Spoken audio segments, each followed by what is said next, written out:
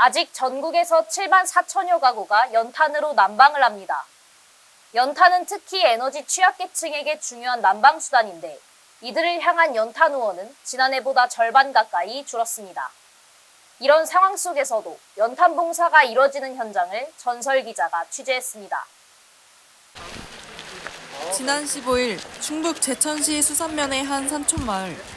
골목길을 따라 연탄 400장이 실린 트럭에서 봉사자들이 3.6kg짜리 연탄을 손에서 손으로 전달합니다. 이날 최저기온은 영하 7도로 충주에서 온 15명의 봉사자들이 약 2시간 동안 연탄을 배달하며 온기를 나눴습니다. 전달된 연탄은 지원받은 가정창고에 차곡차곡 쌓였습니다. 이웃이 따뜻해지기는 마음으로 연탄 봉사를 참여했습니다.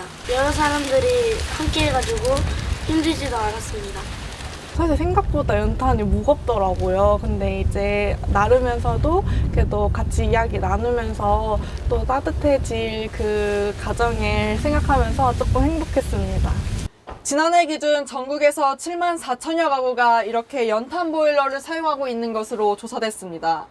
주로 LP가스나 전기 등을 난방 연료로 쓸 수 없는 가구들입니다. 하지만 연탄 후원은 지난해 대비 절반 수준으로 급감했습니다.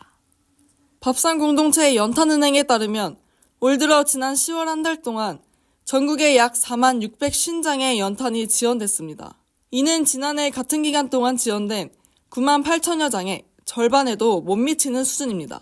이쯤 되면 한 5만 장 정도 기부할 그런 어떤 후원금이 들어와야 되는데 한 3만 5천 장 할 정도밖에 지금 확연히 줄은 건 사실이죠.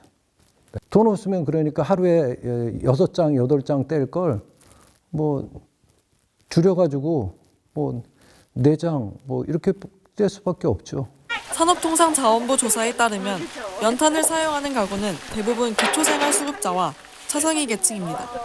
연탄을 난방에 사용하는 가구는 주로 좁고 가파른 언덕에 있고 독거노인들이 많아 외부의 지원이 없으면 연탄을 옮기기도 어렵습니다. 기름 보일러나 화목 보일러, 전기 보일러와 같은 다른 난방 방식으로 전환하려 해도 설치비와 유지비가 높아 쉽게 마음을 먹을 수 없습니다.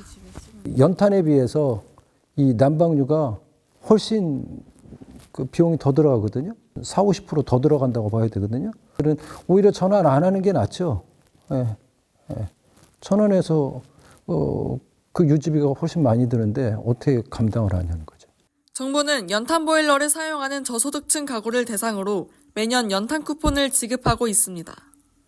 올해 지급된 쿠폰으로는 600장 정도의 연탄을 구매할 수 있습니다. 하지만 이 정도의 연탄은 한 가구가 겨울을 나기 위해 필요한 연탄 1000장에서 1500장의 절반 정도에 불과합니다. 단비뉴스 전설입니다.